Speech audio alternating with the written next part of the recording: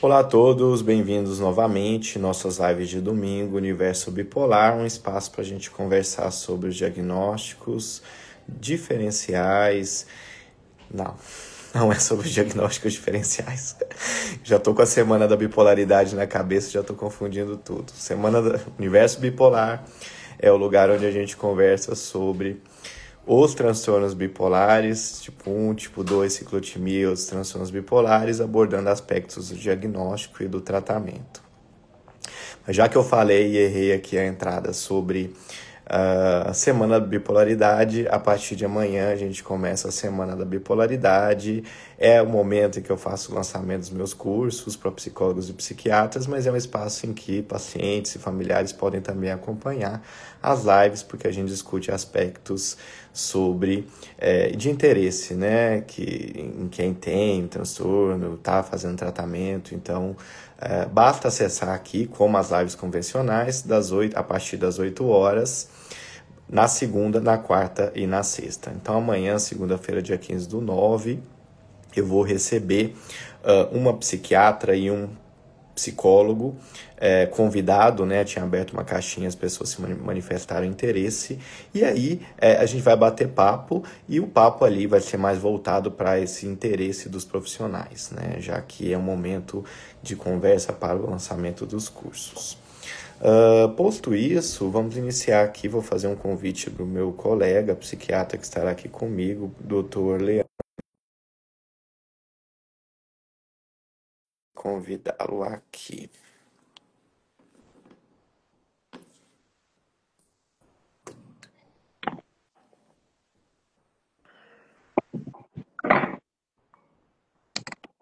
Olá, tudo bem? Olá, tudo bem? Muito prazer. Consegue ouvir? Tudo certo? Consigo ouvir muito bem.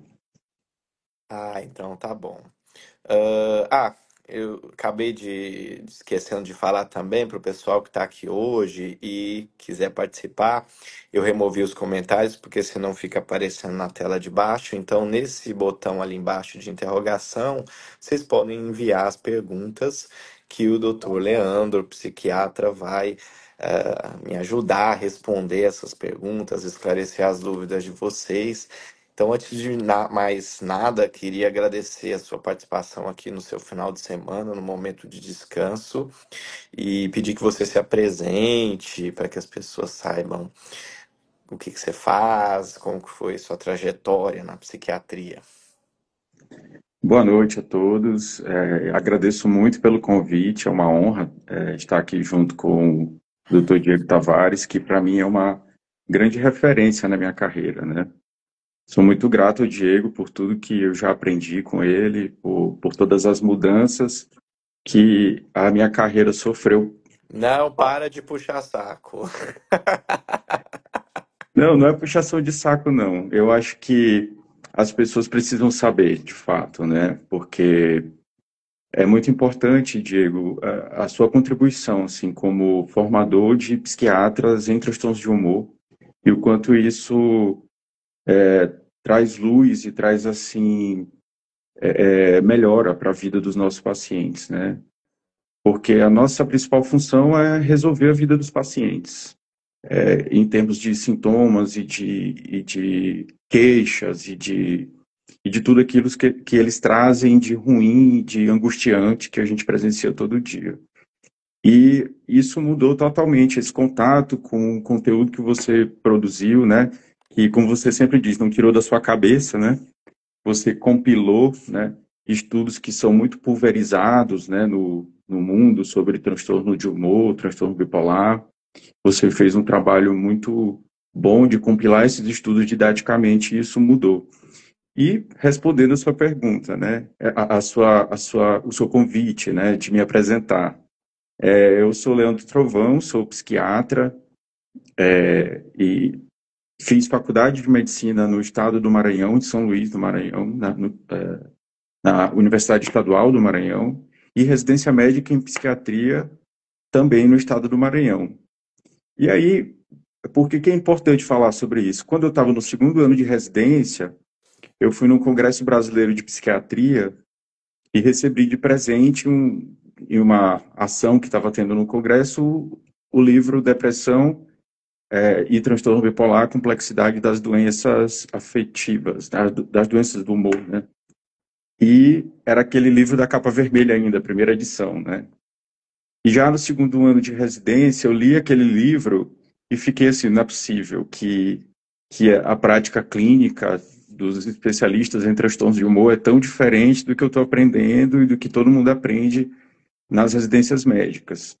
E aquilo me intrigou, e de lá para frente eu comecei a acompanhar essa produção científica em transtornos de humor, e atualmente mudei para São Paulo justamente para formalizar minha especialização em transtornos de humor no grupo de estudos de doenças afetivas da USP, onde eu estou aprendendo um pouco mais sobre transtornos de humor toda sexta-feira, e já me considero, né, um especialista na área, principalmente por conta da bagagem que eu tive com os cursos que o Diego oferece, e agora também com essa convivência dentro do Gruda. Ah, legal. Então é importante falar até para se tiver algum profissional aqui, tudo, né? Embora existam pessoas que se intitulem especialistas por aí na internet porque leram e tudo, na realidade existem universidades que oferecem programas de um ano ou mais de acompanhamento real de pessoas, de pacientes, e daí isso traz uma bagagem para que a pessoa se especialize nesse aspecto. E a Universidade de São Paulo oferece para psiquiatras esse acompanhamento presencial, né? Para que a pessoa se especialize nisso, né? Começa no início do ano e vai anualmente, isso vai acontecendo, né? Ano que vem deve abrir novamente. Indo direto ao ponto aqui, já algumas pessoas têm mandado as perguntas. Quem tiver interesse, então mande perguntas ali na interrogaçãozinha que está embaixo. Elisângela diz: é normal estar bem em um dia e no outro acordar com tristeza? Sou diagnosticada, mas percebo que as oscilações ainda são muito rápidas de um dia para o outro. Infelizmente, essas oscilações elas fazem parte do quadro sintomático, especialmente dentro dos estados mistos do humor, onde elas são mais comuns. As oscilações de humor são típicas dos episódios mistos, tanto quadros depressivos mistos, quanto quadros de ativação, que também apresentam alguns sintomas do polo depressivo, como mania ou hipomania mistas. Então, se essas oscilações ainda são presentes e incômodas, provavelmente elas precisam ainda ser abordadas pela evolução do tratamento, né? Principalmente, talvez, um ajuste medicamentoso com alguma medicação aí que vai tratar o polo de ativação da doença, né? Que vai melhorar esse tratamento, né? Legal. E eu acho que cabe acrescentar, né, que quando a pessoa é diagnosticada, é muito importante ela se observar, né? Como é que meu humor tá, como é que minha energia tá, como é que a quantidade de pensamento tá, como é que minha atenção e concentração estão, como é que tá minha vontade de falar, maior ou menor, minha impulsividade, o que eu decido fazer, né? Quando existe instabilidade em estados mistos, o humor ele muda espontaneamente no mesmo dia. Então é comum a pessoa estar de um jeito de manhã, de tarde já começa a se sentir de outro, e do nada de noite está se sentindo de outro. Isso é diferente de uma pessoa que tem reatividade emocional, por exemplo, num transtorno borderline, né? Onde a pessoa fica o humor fica de um jeito, mas se acontece algo relacionado a alguém próximo, um companheiro, um parceiro, ou um pai, uma mãe, a pessoa pode ter uma oscilação rápida para depressão ou para irritabilidade, mas é reativo ao que aconteceu ali no dia a dia, né? Mas, enfim, acho que só para acrescentar isso. Uma pessoa está perguntando assim, que tem transtorno bipolar tipo 2 Dalila, nutricionista. Tem transtorno bipolar tipo 2, toma venlafaxina e olanzapina. Pode venlafaxina? Olha, a venlafaxina é uma medicação antidepressiva e um antidepressivo muito potente, a depender da dose em que ela é administrada. Em doses baixas, 37,5, 75 miligramas, ela funciona como uma medicação menos potente, parecida com outras medicações, como fluoxetina, sertralina, estalopram. De 150 miligramas para cima, ela já começa a ter uma função que a gente chama dual. Ela mexe com serotonina e com dopamina, e isso torna ela um antidepressivo muito mais potente. Em todas essas doses, a venlafaxina, ela não é uma medicação tão adequada para nenhuma das fases, muito adequada para nenhuma das fases do transtorno bipolar, em nenhuma das suas fases. Ocasionalmente, a gente pode lançar mão da venlafaxina quando a pessoa está num episódio depressivo puro, sem nenhum sintoma de ativação, às vezes quando tem um histórico de resposta muito importante a esse remédio no passado, e quando a pessoa está muito bem tratada do polo maníaco, né, com um, talvez até dois estabilizadores de humor em dose plena, e mesmo assim ainda apresenta sintomas depressivos. Então, venlafaxina e olanzapina, tem que saber as doses que ela está tomando, né, passar e saber quais são os sintomas que ela está passando nesse momento, aquilo que está fazendo ela sofrer nesse momento. Mas é muito provável que essa prescrição ela não seja mais adequada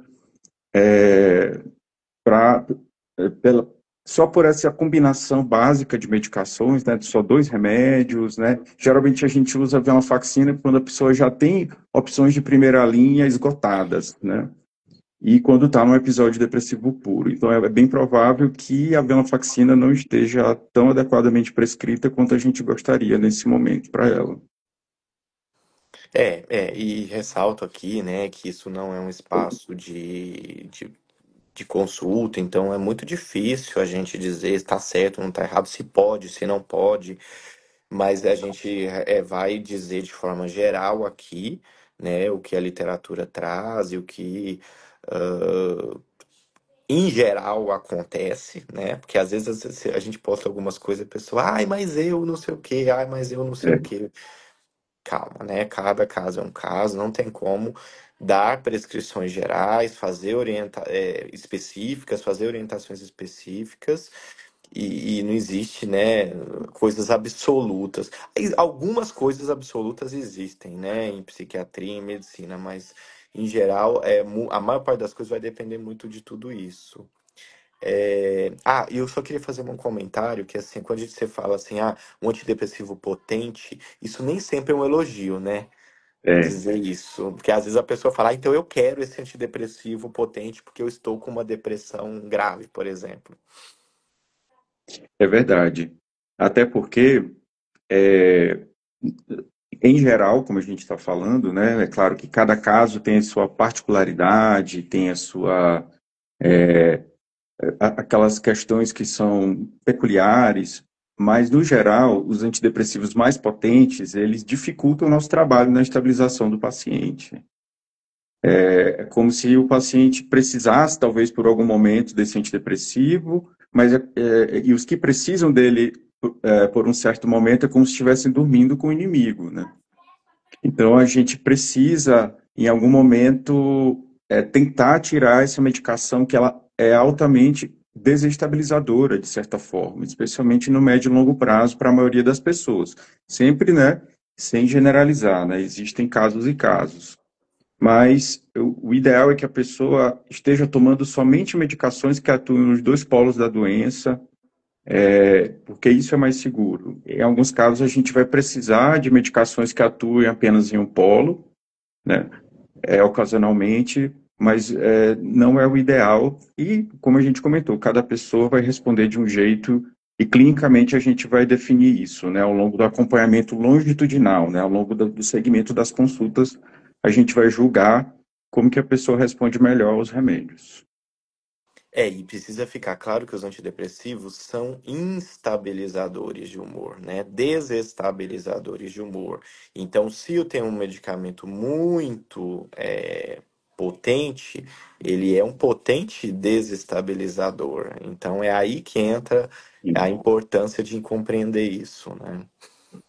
E pegando o gancho nessa sua fala, Diego, eu recebo muitas pacientes que são diagnosticadas com fibromialgia, E esse é um diagnóstico difícil porque muitas vezes as pacientes que recebem esse diagnóstico recebem logo de cara a duloxetina, que é um outro antidepressivo dual, né, da mesma classe aí da família da venlafaxina. E essas pacientes, quando têm a comorbidade com transtorno bipolar, acabam sofrendo muito, porque começa ali, muitas vezes, uma panaceia na vida da pessoa, e muitas vezes isso não é vinculado ao início da medicação antidepressiva, né? Porque o senso comum, né, inclusive dentro da classe médica, é que depressão se trata com antidepressivo e que dor, né, é igual a duloxetina. E Ou muitas vezes. amitriptilina, né? Uma paciente nossa do ABC, o médico da dor, ele prescreveu amitriptilina e a paciente entrou em um episódio de mania. Então, assim, claro, talvez a família seja muito importante, né? Mas não acho que seja função da família ter que sempre avisar, ó, ela tem transtorno bipolar. O profissional tem que perguntar, né? Tem alguma doença, tem alguma coisa, mas enfim. E isso é um erro, né? Porque a pessoa tá lá na casa dela, o profissional nem imagina que ele contribuiu para uma pessoa estar internada. Então é bem sério esse tipo de coisa, né? É verdade. E muitas vezes a gente só vai conseguir tirar essa medicação depois que a pessoa está tomando um estabilizador de humor em dose adequada. E isso dá trabalho muitas vezes, requer várias consultas. Às vezes, na retirada do antidepressivo dual, a pessoa vai ter novos problemas e podem surgir novos sintomas difíceis de tratar, e pode ser que isso atrapalhe bastante a estabilização. Mas a gente consegue, né? Aquela coisa da água mole em pedra dura, né? A gente tenta, É. tenta, até que consegue os pacientes melhoram. É, e você falou uma frase aí, você tem que dar o crédito de quem inventou essa frase, de que quem usa o antidepressivo dorme com o inimigo.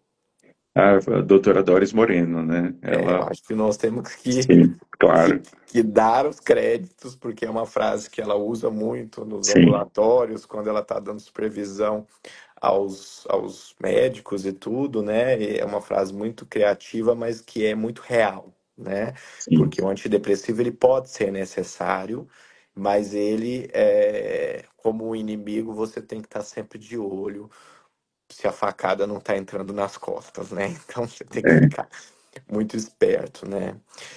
Vamos dar prosseguimento. A psiquiatra Elisa pergunta quais os principais desafios para diferenciar TDAH e transtorno bipolar. Os principais desafios consistem no fato de que o transtorno bipolar ele pode explicar toda a sintomatologia do TDAH, mas o contrário não acontece. Ou seja, o TDAH ele não vai explicar tudo o que acontece no paciente bipolar. Então, há muita confusão de diagnósticos porque alguns sintomas se sobrepõem. Por exemplo, distraibilidade, desatenção, às vezes prejuízo na memória, né, por uma dificuldade cognitiva. Então, tudo isso pode acontecer. Impulsividades, né? Só que esses sintomas, eles são diferentes nas duas síndromes, nas duas doenças. E no transtorno bipolar, outra frase da doutora Doris, né, trazendo aqui, os sintomas nunca vêm sozinhos, né? Geralmente, os sintomas, a distraibilidade, a impulsividade dentro do espectro bipolar, vem acompanhado de outros sintomas que trazem prejuízos mais amplos para a vida da pessoa, como alterações no sono, alterações, irritabilidades mais graves, né? Sintomas somáticos, né? Muitas vezes, que não costumam ser tão comuns no TDAH, né? Que a gente chama sintomas vegetativos, né? Assim, do funcionamento cerebral, neurológicos, né? Digamos assim. E o TDAH, ele traz um padrão de impulsividade também mais reativo. A pessoa é impulsiva ali por uma reação do momento, interrompe as pessoas, né? Ou então reage de uma forma não pensada. E a impulsividade dentro do espectro bipolar, ela costuma ser uma impulsividade mais planejada, porque está dentro de um episódio de humor que dura semanas, meses, às vezes até anos. E aquela impulsividade, a pessoa sabe muitas vezes quando é hipomania, né, que ela está fazendo algo errado, que ela está fazendo algo contraproducente para a vida dela, para a família, mas mesmo assim ela não consegue conter o impulso de planejar aquele ato durante dias, semanas. E no TDAH não costuma ser tão planejado assim, né? Então existem várias diferenças, né? Uma outra diferença é que o TDAH é um transtorno do neurodesenvolvimento e os sintomas vão se manifestar já na infância e adolescência, né? A pessoa com TDAH é aquela criança moleca, né, brincalhona, assim, que gosta de brincar, que não tem muita noção de quando parar. E já a criança que é desatenta, que é impulsiva, mas que pode ser que esteja no transtorno bipolar, vai ter alterações no sono, irritabilidade mais grave, que é um sintoma na infância que também aparece nos quadros depressivos, além nos quadros hipomaníacos. Então, a gente tem vários elementos e ferramentas dentro da anamnese para tentar diferenciar. E as pessoas em geral hoje em dia fazem o diagnóstico de forma muito leviana, do tipo, o TDAH tem impulsividade e hiperatividade. Então, se a pessoa tem compras excessivas, isso é impulsividade, logo isso é do TDAH. Essa impulsividade não é a impulsividade do TDAH, né? Aumento de hipersexualidade, impulsividade para uso de substâncias, então de uma outra forma, né? E outra coisa também que se confunde muito é a desregulação emocional no TDAH. Não é alteração de humor, então não é que a pessoa passa longos, vários dias com irritabilidade, não, é pontual e reativa uma explosão eventual, né? E aí pega uma pessoa que está com irritabilidade lá 3 semanas, ou seja, é uma alteração de humor porque ela é persistente e está associando aquilo à desregulação emocional do TDAH, mais a impulsividade do TDAH. E tem gente que ainda põe alteração de sono ali falando que é do TDAH. Enfim, tudo virou TDAH hoje em dia. Ponto. É, Resumindo, acabar esse assunto, né? E a pessoa tá lá com depressões, tentando suicídio, com variação de humor no mesmo dia, pensamento acelerado, distraibilidade, impulsividade planejada para gastos, para sexo, para substâncias, uso de maconha. Enfim, todo aquele quadro florido que todo mundo sabe que é de hipomania ou de depressão ou de estado misto de um transtorno de humor. No adulto, uma criança que nunca teve prejuízos de desatenção e hiperatividade na infância, e no adulto, porque a pessoa tem uma dificuldade de atenção e hiperatividade, dá-se o diagnóstico de transtorno de déficit de atenção e o pior, porque vai ter que usar um psicoestimulante, né? Porque o tratamento exige isso. Então, é muito irresponsável, muitas vezes, uma avaliação muito ruim, porque você pode contribuir para a instabilidade de uma pessoa e isso não para por aí, porque traz consequências imensas na vida do indivíduo, né? Às vezes irreversíveis, porque pode perder um casamento, um trabalho, enfim, coisas assim, né? A Dalise, psicóloga, pergunta assim: venlafaxina então pode aumentar a ansiedade? olha, essa pergunta é muito interessante, né? Porque a venlafaxina, se a gente for falar de ansiedade fora do espectro bipolar, quando a pessoa tem de fato um transtorno de ansiedade puro, a venlafaxina é uma medicação excelente, né? Talvez uma das melhores, né? Para tratar transtornos de ansiedade puro. O problema é que a ansiedade é um dos principais sintomas dentro do espectro bipolar, especialmente nos estados mistos. Então, a gente precisa fazer uma anamnese bem minuciosa para diferir, de fato, se aquela pessoa ela tem um transtorno de ansiedade puro ou se essa ansiedade ela não faz parte da sintomatologia mais complexa do espectro bipolar. Porque aí a venlafaxina pode trazer grandes prejuízos para as pessoas. A resposta a antidepressivos dentro do espectro bipolar, ela é errática, né? Pode acontecer várias coisas. Uma delas é trazer uma piora muito grande, mas talvez até pior do que isso, a pessoa pode melhorar por um tempo, achar que está tomando a medicação correta, e aí a conta chega depois, né? Porque aí o pior inimigo é aquele que fica ali colado em você por muitos anos, né? E depois revela a sua verdadeira face, né? É. Uhum, uhum. É, exatamente, né? E uma questão muito relevante também, assim, nesse aspecto de ansiedade, né, e antidepressivos, ah, a pessoa, na psiquiatria, eu acho que de forma geral, a chave da psiquiatria é o diagnóstico, né?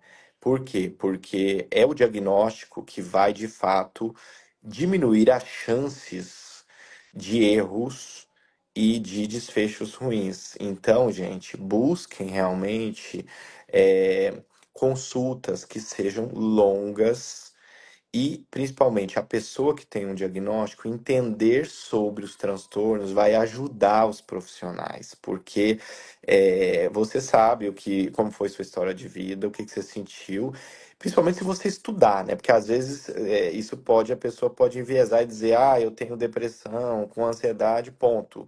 Mas não sabe que em algum momento da vida ela ativou, que em algum momento que ela teve irritabilidade, então isso é relevante também.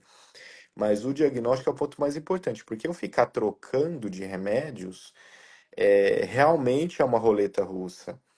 Existem muitos antidepressivos, só que se eu perco 3 anos trocando 20 antidepressivos, são 3 anos da minha vida em que eu perco coisas, né? Então, realmente não deve ser uma tentativa e erro, né? Mas sim, o diagnóstico é um ponto muito importante. A Thaís pergunta: depressão mista em uso de latuda e lítio. Energia continua muito baixa. Acorda sem sentido de viver a vida, mas tem pensamentos catastróficos.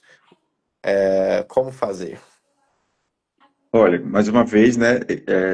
O objetivo não é consultar, né? Mas a gente pode comentar de forma geral, né? A gente não conhece todos os detalhes, né, da história da Thaís, mas em tese, a lurazidona, que é o Latuda, é uma medicação que tem uma função antidepressiva majoritariamente, né? Alguns estudos até falam que ela pode ser útil nas depressões mistas, mas isso não tem um nível de evidência que nos leva a usar isso de forma segura.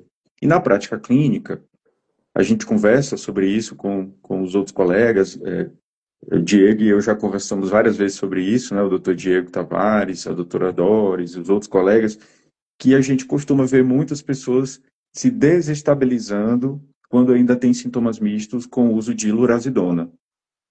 Então, o momento ideal de se usar lurazidona é quando a pessoa está num episódio depressivo puro, assim como a lamotrigina, por exemplo. E normalmente junto com outros estabilizadores de humor para evitar exatamente que a pessoa se desestabilize, né? E volte a ficar no estado misto. Então, é muito importante saber disso, porque é assim que as coisas se dão melhor, né? No trajeto do paciente, que a gente consegue, de fato, estabilizar e trazer uma qualidade de vida melhor para o paciente. Eu penso que o grande pulo do gato é a pessoa saber se o paciente realmente está deprimido, porque muitas vezes o profissional acha que a pessoa está deprimida e ela não está deprimida. Calma que eu vou explicar. Verdade. Ela tem os sintomas depressivos, humor deprimido, falta de prazer pelas coisas, queda de energia, falta de motivação, pessimismo, culpa, inutilidade, alterações de sono, enfim.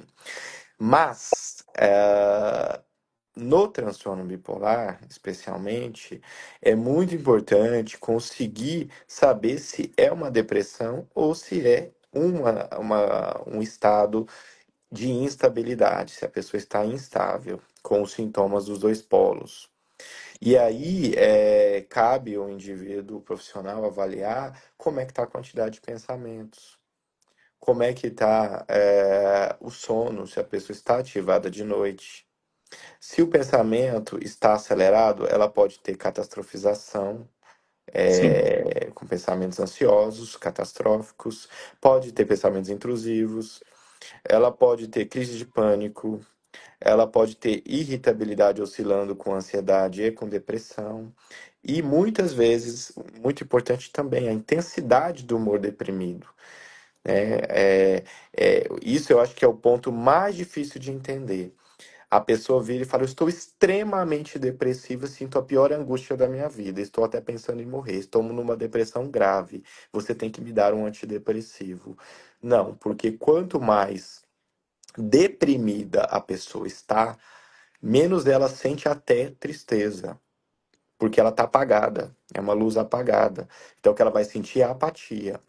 Quanto mais ela vai ficando ativada dentro da depressão, mais vai aparecendo tristeza.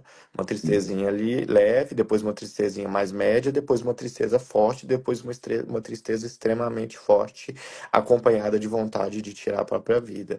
Então, isso é uma coisa que eu acho que confunde muito, porque a sensação que a pessoa tem é que ela está deprimida. Sim, ela está deprimida, mas ao mesmo tempo ela está ativada. Então isso não é uma depressão, isso é um estado misto. E aí, quando usa-se um tratamento como efeito ativador, seja lurazidona, seja lamotrigina, ou seja um antidepressivo clássico, a resposta não vai aparecer. Aí a pessoa fica achando, é uma depressão resistente. Então, eu vou ter que colocar mais coisas ativadoras para essa pessoa melhorar. E aí é onde eu estou jogando a gasolina no fogo, né, Leandro? é verdade. E quantas vezes a gente vê que quando a gente retira a molécula antidepressiva, a pessoa melhora da depressão, paradoxalmente. Porque é justamente isso, o antidepressivo estava colocando fogueira na gasolina. E os estados mistos, ao Não, contrário do que gasolina na fogueira. gasolina na fogueira, é o contrário, né? Então, ao contrário do que a gente pensa, que os estados mistos a pessoa tem mania e depressão separadas, isso na prática não acontece. Os sintomas eles são amalgamados, né? Eles andam juntos, né? Grudados. E quando os sintomas de ativação aumentam, os sintomas depressivos também aumentam no outro polo. Então, quando a gente tira a molécula antidepressiva como lorazepam, a tendência desses sintomas que estão aqui ativados, eles vão diminuindo e os sintomas depressivos também vão diminuindo juntos. E isso favorece uma estabilização da pessoa. Enquanto tiver molécula antidepressiva, a gente vai ter mais dificuldade de tratar os sintomas de ativação e, consequentemente, esses sintomas de ativação, eles vão trazer uma espécie de esgotamento maior para o funcionamento cerebral e vão piorar os sintomas depressivos consequentemente. Então, por isso que a gente sempre prioriza o tratamento dos sintomas de ativação antes de abordar os sintomas depressivos de uma forma mais de frente, né? Mais específica. Isso, eu acho que eu vou fazer um parênteses aqui, porque chegaram muitas pessoas novas na minha página, eu acho que isso pode gerar uma certa confusão. Gente, quem tem diagnóstico de depressão só, tá? Ou de ansiedade só, isso é uma coisa, que a gente está falando de pessoas que foram diagnosticadas com transtorno bipolar. Só que o grande problema é que sintomas de depressão e de ansiedade, eles são iguais em quem tem um diagnóstico de bipolaridade e em quem não tem. Então vocês conseguem entender a magnitude disso? É como se fossem dois carros parados no meio da rua e esses carros não funcionam, eles não ligam, eles estão em depressão. Eu estou vendo eles de fora. E eles estão soltando fumaça, que é um sinal de alarme, que é a ansiedade. A ansiedade é alarme. Então, medo, essa preocupação, ataque cardíaco, falta de ar, tudo aquilo. Então, esses dois casos, quando eu olho eles de fora, eu não consigo saber quem é o carro que tem a bipolaridade e quem não tem. Eu preciso investigar outras coisas para conseguir separar o joio do trigo. Então, psiquiatria é complexa por isso. Porque os sintomas, eu posso estar vendo assim, eu vi um desenho numa aula, eu vou até roubar isso, numa aula foi numa aula em algum lugar, num congresso fora, assim, o desenho era assim, tinha um elefante, e aí tinha uma pessoa com uma lupa olhando o rabo e falando, gente, isso aqui é rabo, e a outra brigando, não é, isso aqui é pata. E aí o outro falando, não é, isso aqui é cabeça. E no fim, o elefante era um transtorno bipolar. Então as pessoas estavam brigando entre si e cada daquelas pessoas só com uma lupa vendo só uma parte do problema. E esse é o grande problema na psiquiatria, porque eu posso estar vendo muitas vezes só uma parte do problema. E quando eu vejo depressão e ansiedade, eu posso estar vendo só uma parte. E a depressão clássica, ela melhora com antidepressivo. A ansiedade clássica, clássica que eu digo é a mais comum, fora do transtorno bipolar, ela melhora com o antidepressivo. Mas a ansiedade no transtorno bipolar e a depressão no transtorno bipolar, elas vão melhorar com estabilizadores de humor. Por isso que a gente chama depressão bipolar e ansiedade bipolar, porque elas são um quadro dentro de um outro construto. Ah, mas por que isso, Diego? Porque no transtorno bipolar, o aumento de energia, que é o que faz parte da doença, ele infla a ansiedade e ele joga ela na sua cara. Aí você fala, aqui tá a ansiedade, então eu preciso acabar com ela. Só que o antidepressivo, como ele aumenta a energia, ele vai aumentar essa ansiedade. Isso não pode acontecer. Nessa doença tem que acontecer o contrário. Tem que desativar para a ansiedade melhorar. Por mais que a apresentação comportamental e a sensação seja muito semelhante. Então, acho que isso, assim, pode dar um nó na cabeça, mas, assim, é o que acontece nesses quadros. Então, no transtorno bipolar, quando o indivíduo está ansioso, ou seja, preocupações excessivas, medo, antecipação negativa do futuro, expectativa apreensiva sobre o futuro, tensão, sintomas físicos de ansiedade, como taquicardia, falta de ar, tremor, suor, onda de frio e de calor, aperto no peito, inquietação motora, agitação interna, pensamento agitado, mais ansioso, que fica ruminando, pensando na mesma coisa e aí você não consegue parar de pensar naquilo.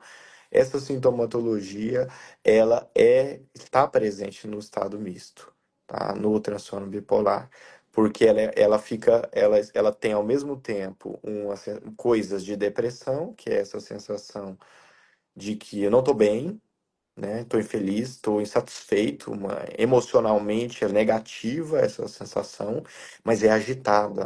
Nenhuma ansiedade ela é calma, ela agita a pessoa. Então ela é uma coisa mista. Ela combina essas duas coisas, né?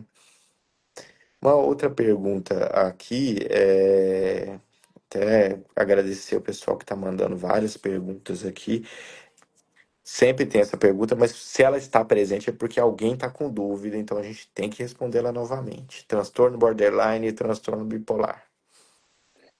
O transtorno de personalidade borderline é um transtorno de personalidade, como o próprio nome já diz, né? Então, ele tende a ser bem mais crônico, né? Com aparecimento já no final da adolescência, início da vida adulta, né? Porque a gente fecha o diagnóstico, mas já com sugestões anteriores, desde a da adolescência. E é um transtorno marcado por desregulação emocional, especialmente essa desregulação acontecendo nos relacionamentos, né? Motivadas por questões de relacionamentos. Já o transtorno bipolar, apesar de várias semelhanças, porque pode cursar com impulsividade, com oscilações rápidas de humor, com explosões de raiva, com autolesão, né, com tentativa de suicídio, que são coisas em comum aos dois transtornos, o transtorno bipolar tende a ser uma doença mais episódica, em que a pessoa faz episódios, né, um pouco mais delimitados, apesar de que uma minoria podem fazer sintomas crônicos, e a sintomatologia é mais ampla, ela não tem essa reatividade oriunda das questões de relacionamento, né, que são mais circunscritas aos relacionamentos, né. Existem mais sintomas vegetativos, né, alterações de sono, alterações somáticas, né, com dores, com outras doenças clínicas comórbidas, como diabetes, doenças cardiovasculares, doenças da tireoide, asma, obesidade, né, que não necessariamente vão estar presentes na população que tem transtorno de personalidade borderline. Então, a organicidade do transtorno bipolar, ela se faz mais presente nos sintomas, e o transtorno de personalidade borderline, apesar de os estudos também sugerirem que existem alterações cerebrais nas pessoas que apresentam, ela tende a ser um problema mais de como a pessoa aprendeu a lidar com seus problemas relacionados às pessoas que a circundam no dia a dia, né? Relacionamentos afetivos, amigos, pais, colegas de escola, colegas de trabalho, etc. Uhum. Certo. Só complementando a outra pergunta que veio, uma pessoa disse que tem transtorno bipolar tipo 1, usa esse citalopram para ansiedade, está ótimo. Se ele pode ser usado contínuo. Só para completar aqui, Leandro, então assim, em geral, os antidepressivos no transtorno bipolar tipo 2 eles são mais nocivos, e no transtorno bipolar tipo 1 eles tendem a ser um pouco menos nocivos. Porém, no transtorno bipolar tipo 1 é onde podem acontecer as viradas para a mania, que é muito nociva para o indivíduo. Então, nunca um antidepressivo deve estar sozinho no transtorno bipolar tipo 1. Mas, em geral, o transtorno bipolar tipo 1 é mais estável, tá?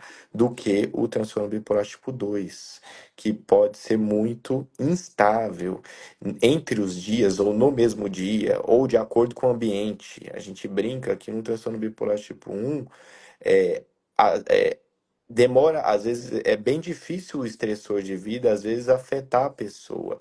A pessoa, ela aguenta mais firme diante dos estressores de vida. No tipo 2 oscila mais frente aos estressores de vida. Tem várias hipóteses para isso. Mas então pode acontecer, como o colega, a pessoa está dizendo aqui, que ela usa um antidepressivo, tem transtorno bipolar tipo 1 e está ótima. Mas assim, primeiro tem que ver se esse ótimo é ótimo, se o ótimo é hipomaníaco. Tem várias questões, né, que dá para levantar nisso. Mas é, e se pode usar para sempre? Em geral, o recomendado é que não. Né? O recomendado é que colocou o antidepressivo, fez o efeito, espera-se um tempo, aí tem que ver com o psiquiatra isso, e ele seja retirado. Porque o uso crônico, cada caso é um caso, mas o uso crônico, ele é a questão do dormir com o inimigo, né? Ele, se tiver um episódio, certamente o seu episódio vai ser muito grave, né? Seja ele um episódio maníaco, seja ele hipomaníaco, ou seja um episódio depressivo misto, por exemplo, né? Então, essa é a grande cautela que tem que se ver, mas isso vai ter que ser discutido com o seu psiquiatra. Não é para você tomar nenhuma decisão com base numa live como essa. É, Essa pergunta é muito importante, né? A pessoa diz assim: é possível ter estado misto em alguém sem transtorno bipolar? É possível, sim. Os sistemas diagnósticos atuais, eles permitem esse diagnóstico em depressões unipolares.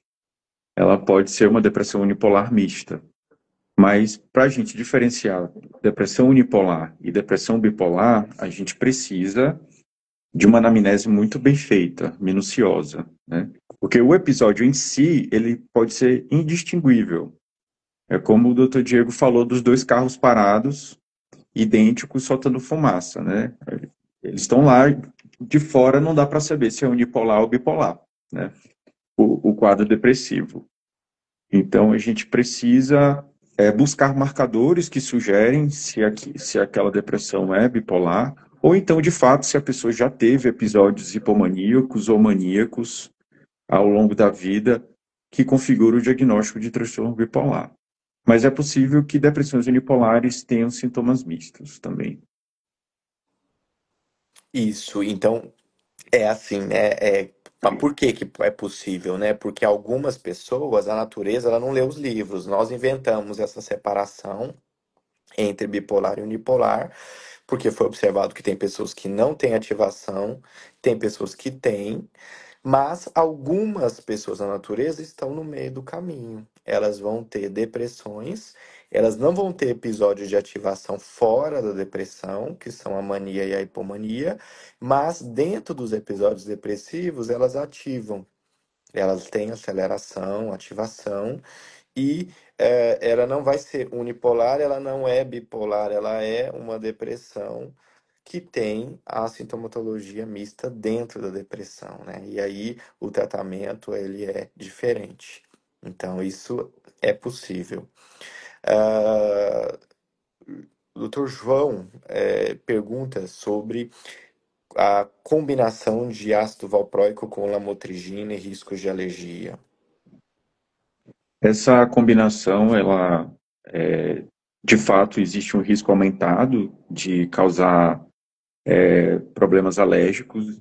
O mais grave seria o que a gente chama, uma síndrome chamada síndrome de Steven-Johnson, né, que seria um caso mais grave. Mas aumenta o risco de rachas cutâneos, que são vermelhidões na pele, né, com essa combinação. Porém, a gente consegue usar os dois remédios com muita frequência, tomando alguns cuidados, né? Porque existe uma interação medicamentosa hepática em que o ácido valproico dobra a dose da lamotrigina quando são usados juntos. Então, a gente precisa começar a lamotrigina com doses menores ainda e de uma forma mais vagarosa ainda.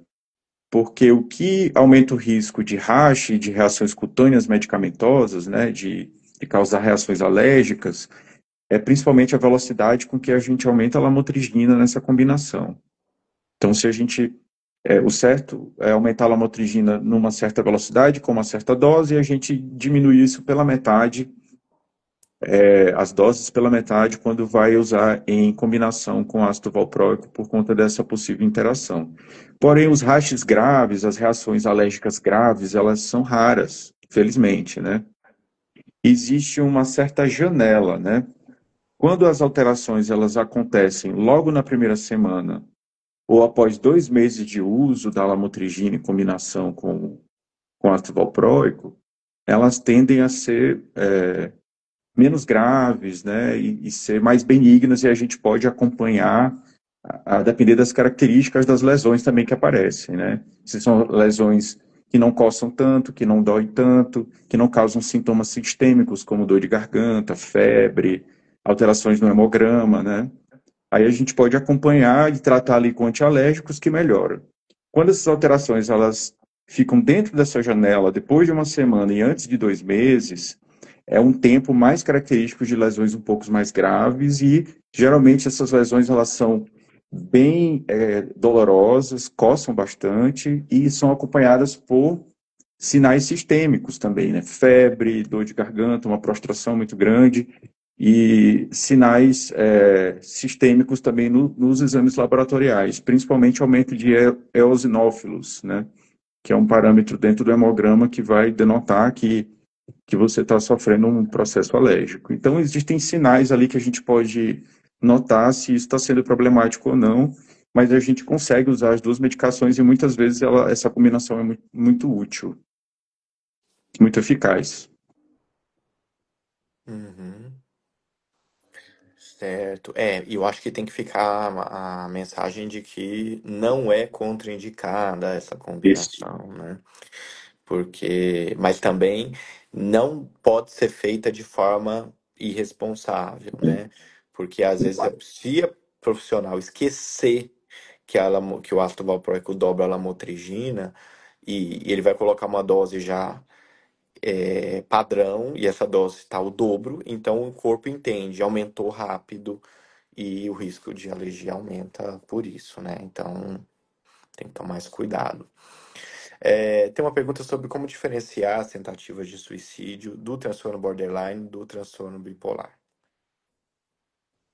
Olha, as tentativas de suicídio, elas podem acontecer nos dois transtornos, mas do transtorno bipolar, geralmente depende do quadro, do estágio da doença que a pessoa está. Se a pessoa está deprimida, essa tentativa de suicídio normalmente tem uma trajetória. Se a pessoa tiver hipomania ou em mania, principalmente, vai ter outra trajetória, mais impulsiva, às vezes mais letal até, porque a pessoa não tem muito parâmetro de julgamento do que está acontecendo.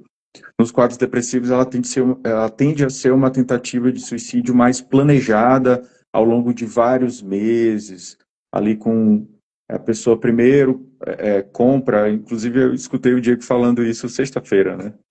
no IPQ Portas Abertas. A pessoa compra primeiro a corda, né? E depois planeja, vou fazer assim, assado.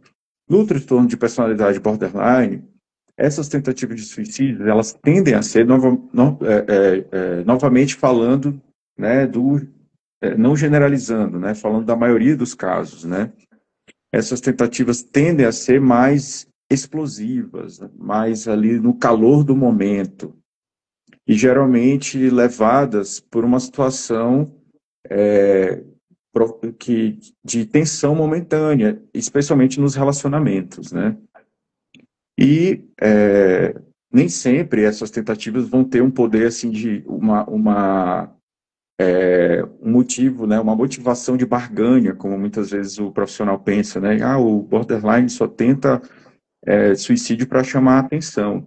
Às vezes não, às vezes é para se livrar de fato de um sofrimento real, mas que foi impulsivo, momentâneo, motivado por uma oscilação momentânea da impulsividade, dos impulsos, reativa a um problema, geralmente em algum relacionamento que a pessoa está vivendo. Uhum. E é importante pensarmos assim, em geral, o estado comportamental do indivíduo está mantido ao longo dos últimos dias, mas após uma situação de tensão no relacionamento interpessoal, do tipo um término, do tipo ou descobrir ou achar que está acontecendo uma traição. Uma crítica, né? Oi? Uma crítica às vezes, né? Receber uma crítica, ser exposto numa situação. Então, uma situação de tensão no conflito, em virtude de uma dificuldade, um condicionamento ao longo da vida que leva a uma dificuldade de controlar as suas respostas comportamentais, ocorre então uma resposta desadaptativa, né? É uma atitude que é, e acredita-se que nos transtornos de personalidade isso foi reforçado, isso aconteceu ao longo da vida e acontece por um motivo, né? De alguma forma aquilo gerou respostas satisfatórias em algum momento. Então, isso é repetido novamente em outros momentos ao longo da vida. E um grande objetivo, então, do tratamento, né, e a psicoterapia dialética comportamental é a mais recomendada para isso, é de fato mudar as estratégias, as respostas comportamentais diante de situações que geram desregulação emocional. Então, conseguir antecipar que aquilo está evoluindo para isso e tomar atitudes, né? É, diferentemente de uma pessoa com depressão mista, por exemplo, no transtorno bipolar, porque a pessoa, independentemente de estar tendo conflitos ou o que quer que seja, ela está sentindo aquelas variações de humor dentro dela e ela tem uma tentativa e está sentindo durante vários dias aquela, 3 dias, 4 dias, aquela sensação de angústia, de agonia, de desespero, pensamento acelerado, ansiedade e, enfim, pode até ter um gatilho também no transtorno bipolar, mas esse gatilho, ele não é uma coisa relacionada ao vínculo, né? De um namorado, ou com a mãe, por exemplo, de ser criticado, como você disse, são gatilhos muito mais neutros, que não tem a ver com a afetividade, com o relacionamento afetivo, né? Um namoro, uma pessoa muito afetivamente próxima, como está nos livros, né? Bom, estamos indo então para o fim aqui. Vamos uma última pergunta aqui. É, Vamos ver aqui, tem muitas coisas aqui, muitos elogios ao seu trabalho, Leandro. Obrigado. Então tá. Deixa eu colocar aqui que se eu tirar e voltar, ele atualizar, isso mesmo. Bom, é. Se o uso de cigarro, ele também prejudica os tratamentos psiquiátricos. Acho que é interessante. Nunca respondi essa pergunta aqui, nunca veio essa pergunta aqui. muitos pacientes usam o cigarro como uma espécie de automedicação, para aliviar um sintoma, alguma angústia, né? Porque o cigarro ele tem uma função calmante em algumas pessoas. Ele age no cérebro, né, em alguns receptores. Inclusive, por exemplo, algumas populações, né, que são mais angustiadas, por exemplo, os pacientes com esquizofrenia, é uma população que está muito exposta ao tabagismo. Mais de 60% dos esquizofrênicos também são tabagistas, porque são pessoas que sofrem ali uma angústia constante e o cigarro ajuda a acalmar. E dentro do espectro bipolar, o cigarro também serve como isso, né? Assim como a pessoa é impulsiva, às vezes, para compras, para comida, para ajudar os outros, né? Que é uma coisa que eu tenho visto muito comumente nos pacientes, né? Muitos bipolares são impulsivos para fazer tudo pelos outros, não dizem não para ninguém, né? E acabam se abarrotando de tarefas. E também, às vezes, o cigarro ajuda, como a comida, como o álcool, a aliviar o sintoma. O problema disso é que algumas medicações sofrem interação medicamentosa com a nicotina, né, com o cigarro. Por exemplo, a olanzapina é reduzida pela metade, né, dependendo da carga tabágica que a pessoa consome, e clozapina também tem uma influência, não é como a olanzapina, mas tem uma influência do tabaco, né, e diminui a ação da clozapina. E normalmente os pacientes mais graves, né, que são esquizoafetivos, por exemplo, né, que se aproximam mais da esquizofrenia, eles tendem mais a ser mais afeiçoados ao tabaco também, né? Claro que outros pacientes também, né? Não é só quem é grave. Mas meus pacientes mais graves são os que são mais difíceis de deixar o tabaco, né? E apresentam essas interações medicamentosas que podem dificultar um pouco o tratamento se essas medicações forem escolhidas. E o cigarro, ele acaba funcionando como um estabilizador de humor para as pessoas, né? Né? Não deveria. Então, ele pode ser um marcador do quanto que a pessoa está instável e o quanto que ela está melhorando. Claro que ela é uma droga, então existe uma dependência também. Então não é que Também, né?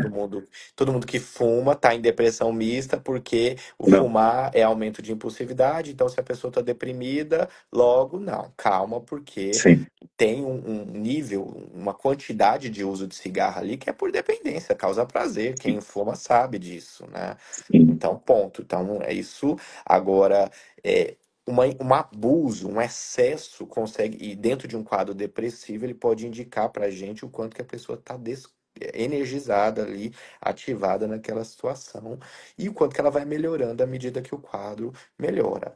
E outra coisa, quando a pessoa vai parar de fumar, isso não pode ser uma decisão dela assim, ó, amanhã, porque às vezes a pessoa com transtorno bipolar tem essas coisas de amanhã eu vou ser fitness e vou parar de comer açúcar. E aí fica alteração de humor porque faz isso. Ou fazer jejum intermitente e fica em jejum por muito tempo.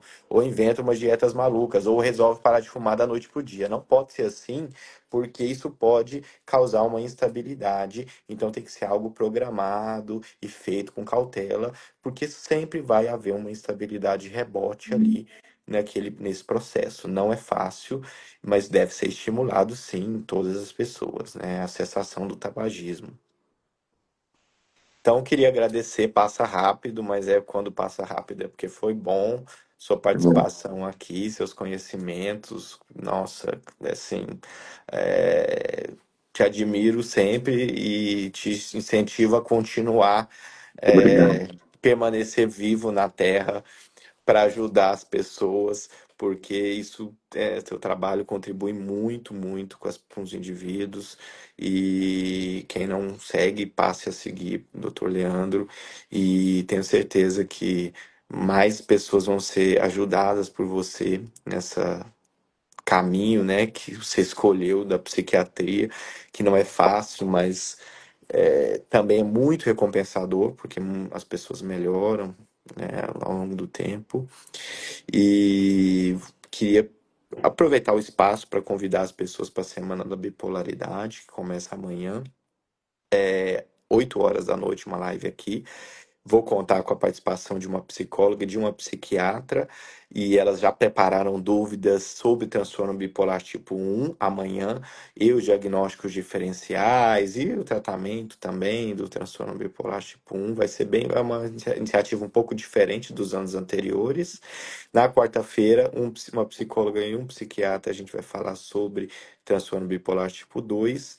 E na sexta-feira, vou responder as perguntas e talvez eu chame alguém ao vivo, como eu já fiz corajosamente em outros momentos, de pegar aleatoriamente qualquer pessoa para entrar ao vivo. Isso tem que ter uma certa coragem, porque a gente não sabe às vezes quem vai estar aqui, mas aí a gente também conversar um pouquinho sobre as dúvidas. E então é isso. É uma boa semana e quem não assistiu a live do começo, ela vai ficar gravada no YouTube. Eu vou colocar daqui a pouco. Um abraço. Boa noite. Tchau, tchau.